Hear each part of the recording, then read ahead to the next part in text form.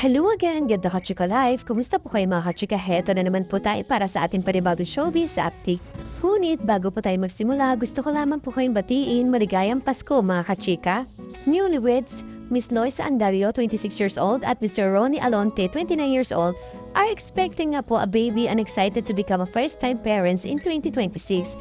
Diba po na pictures na po na natin, nakakahaka po natin mga netizen, na ito nga po si Miss Loisa Andario ay buntis. Inamin na nga po sa publiko ng kapamilya actress na si Miss Loisa Andario ang kanyang pagbubuntis. Sa pamamagitan nga po na isang IG post, ipinost nga po ng actress at soon-to-be mami nga po ang isang video kasama ang kanyang asawang si Mr. Ronnie Alonte kung saan kapansin-pansin nga po ang kanyang baby bump sa mismong araw nga po ng Pasko, December 25, 2025. Baby Jesus, maraming salamat po sa pinaka-blessing na pinagkaloob po sa amin ni Ronnie. Panimula nga po ito ni Miss Loisa. Pagpapatuloy pa nga po ng actress, "You trusted us with a miracle we've been quietly holding close to our hearts." Sabi pa nga po ni Miss Loisa, ito raw po ang unang pagkakataon na nakaramdam nga po sila ng ibang klaseng pagmamahal. Ngayon na kami nakaramdam ng ganitong klaseng pagmamahal. Isang pagmamahal na napakalalim para sa isang taong hindi pa namin nakikilala. Sabi pa nga po niya. Samantala nag-iwan naman po si Miss Loisa na mensahe para sa kanilang magiging panganay na anak ni Mr. Ronnie. Aniya nga po niya, ang anghel na bagong adisyon sa kanilang munting pamilya ay isang answer prayer. "To our little miracle, sobrang excited na kami na makilala ka. Ikaw ang aming panalangin na sinagot at ang regalo mong babago sa aming buhay ngayong Pasko." Pagtatapos nga po ito ni Miss Loisa Andario. Marami naman po mga netizen at celebrity friends ang nagpaabot sa kanila ng congratulation messages para nga po sa mag-asawa. Samantala, matatandang kamakailan lamang po nung mauulat nga po ni Mr. OG Diaz sa kanyang vlog na di umunibuntis nga po ito si Miss Loisa. Ito po ay naulat bago pa sa pagpasa sa publiko ni Mr. Ronnie ng kanyang proposal sa long-time partner. Samantala, noong nga pong November 2025 nang ikasal sina Miss Loisa at Mr. Ronnie, ilang araw matapos nila i-anunsyo ang kanilang engagement. Dumako naman po tayo sa iba nating showbiz update. Hindi nga po itinanggi ng kapuso actor na si Mr. Dustin Yu na may mga pagkakataong naapektuhan nga po siya sa dami nga po na negatibong nababasa sa social media. Nariyan nga po ang hindi magkamayaw na panalait nga po at pambabas sa kanyang itsura, pag-arte at ugali. At ang pinakamasakit pa nga po ay ang pagdawit sa mga mahal niya sa buhay, particular na po sa kanyang mga magulang or pamilya. May mga death threats pa nga raw po siya ayon nga po sa isang taong malapit sa kanya. Nagsimula raw po ang mga ito matapos niyang lumabas sa bahay ni Kuya. Si Mr. Dustin Yu nga po ang dating housemate ng Pinoy Big Brother Celebrity of Collab Edition. Hindi nga po lingit sa kaalaman ng marami, isa nga po siya sa mga pinag-uusapang housemate lalo na po numalik nga po sa kapwa niya housemate na si Miss Bianca de Vera.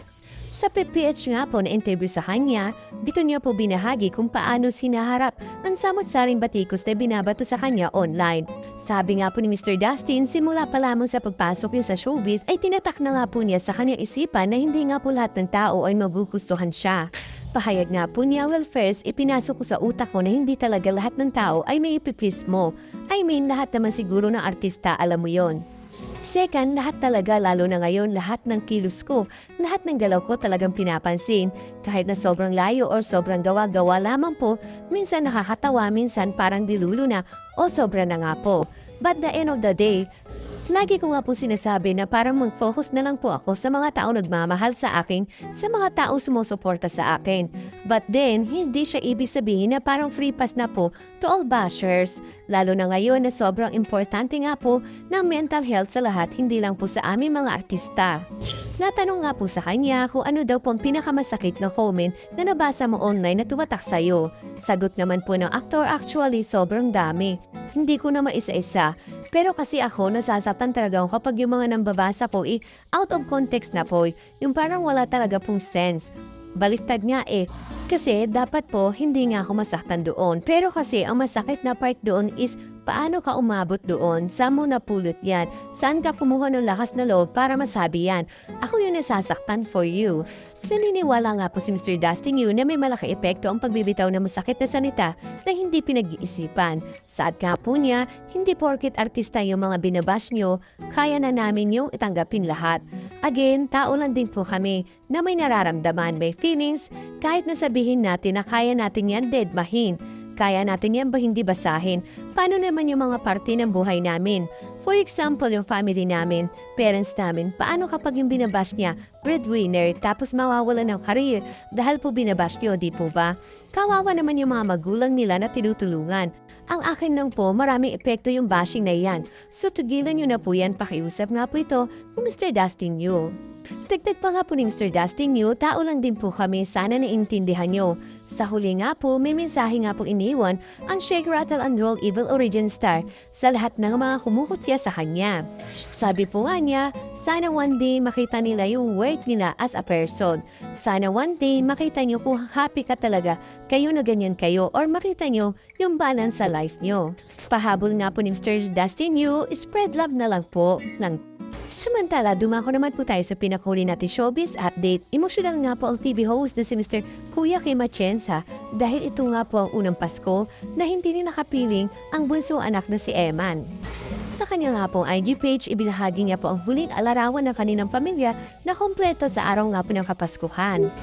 This was the last photo of all us together last Christmas Eve. How we miss you, dearest Emanin, saad nga po ni Mr. Kuya Kim. Sa kabila nga po ng mga pangyayari ay naniniwala pa rin nga po ang Kapuso host sa kung ano ang plano ng Panginoon. Thank you, Jesus, for being born to us amid suffering and the grief. We always trust your plans, sabi nga po ni Mr. Kuya Kim. Nagpasalamat nga rin po siya sa mga kaibigan na patuloy na nagbibigay ng suporta sa kanilang pamilya sa panahong mabigat ang kanilang pinagdaraanan. Thank you for all the friends for being with us, our darkness moments, sabi nga po ni Mr. Kuya Kim.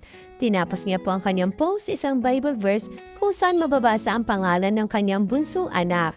Behold, the virgin shall conceive and bear a son, and they shall call his name Emmanuel. Matatandaan nga po marami ang nagulat sa balitang pumanaw na ang bunso anak ni Mr. Kuya Kim na si Emmanuel Atienza sa edad nga po ng 19 years old. Bagamat hindi nga po dinetalye pa ng pamilya ang dahilan ng pagkawala na, ay kumalat nga pa sa social media na kinitil nga po nito ang sariling buhay dahil sa mga reports sa Amerika kung saan ito namatay. Samantala, pinaalala naman po ni Mr. Kuya Kim na sa kabila ng nangyari sa kanya anak, palagi sanang piliin ng bawat isa sa maging mabait dahil may mga taong hindi natin alam kung ano ang pinagdaraanan. Be kind, ito nga po ang aral na palaging dala-dala ng pamilya ni Eman Atienza. Thank you for watching. Kung nagustuhan niyo po ang video ito, subscribe na sa Starlight Showbiz YouTube channel and please don't forget to hit the bell button for our latest updates.